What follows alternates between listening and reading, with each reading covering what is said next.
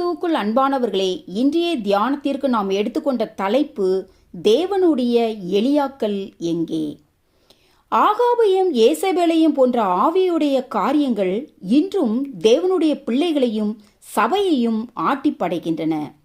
ஆகையால் பாகாலுக்கும் அவனுடைய பயங்கரவாதிகளுக்கும் எதிர்த்து நிற்க திராணி உள்ள எலியாக்கள் இன்றைக்கு அதிகமாக தேவைப்படுகின்றனர். ஆனால் இன்றைய நிலைமையோ சில எலியாக்கள் போதும் கர்த்தாவே என்று முடங்கி போய் இருக்கிறவர்களாகவும், சில எலியாக்கள் படுத்து தூங்கி கொண்டு இருக்கிறவர்களாகவும் காணப்படுகிறார்கள். ஆனால் தேவனுக்கோ பாகாலின் காரியங்களை தனி மனிதனாக எதிர்த்து நிற்கக்கூடிய எலியாக்களே இன்றைக்கு தேவைப்படுகின்றன. எலியா சூறை செடியின் கீழே உட்கார்ந்து தான் சாக வேண்டும் என்று நினைத்து தேவனிடம் நான் ஒருவன் மாத்திரம் உயிரோடே இருக்கிறேன் என்று சொல்லும்போது தேவன் அவனிடம், ஆனாலும் பாகாலுக்கு முடங்காதிருக்கிற முழங்கால்களையும் அவனை முத்தம் செய்யாதிருக்கிற வாய்களையும் உடைய 7,000 பேரை இஸ்ரவேலிலே மீதியாக வைத்திருக்கிறேன் என்று சொன்னதை 1 ராஜாக்கள் 19:18 பார்க்கிறோம். அதாவது 7,000 பேர் இருந்தது உண்மைதான். ஆனால் தேவனுக்காக வைராக்கியம் காட்ட ஒரே ஒரு எலியா மாத்திரமே அங்கு இருந்தான்.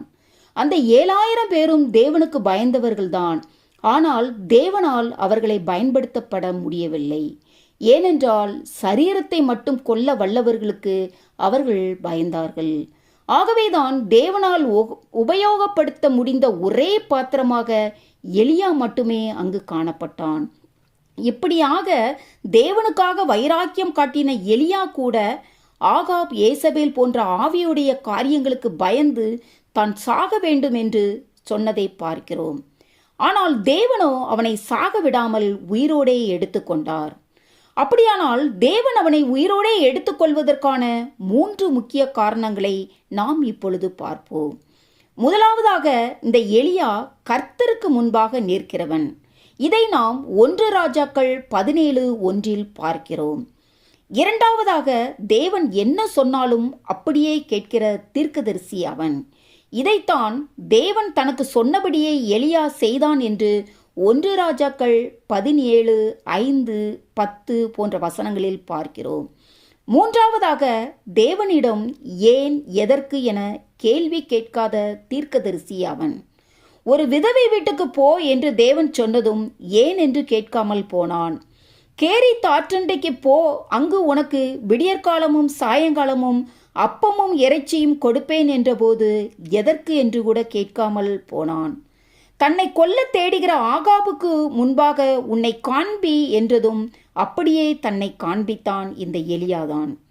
எனக்கு அன்பானவர்களே, இன்றைக்கும் தேவன் எலியாக்கள் எங்கே என்று தேடுகிறபடியால் எலியாவைப் போல நாமும் தேவனுக்கு முன் நிற்கிறவர்களாகவும், தேவனுடைய வார்த்தைக்கு கேள்வி கேட்காமல் அப்படியே கீழ்ப்படுகிற இருதயமுள்ளவர்களாய் காணப்படவும், ஆகாப் ஏசபேல் போன்ற ஆவியுடைய காரியங்களுக்கு தனி மனிதனாக எதிர்த்து நின்ற எலியாவைப் போல நாமும் எதிர்த்து நிற்கவும் தேவன் தாமே நம் ஒவ்வொருவருக்கும் கிருபையையும் பலனையும் கட்டளையிடுவாராக.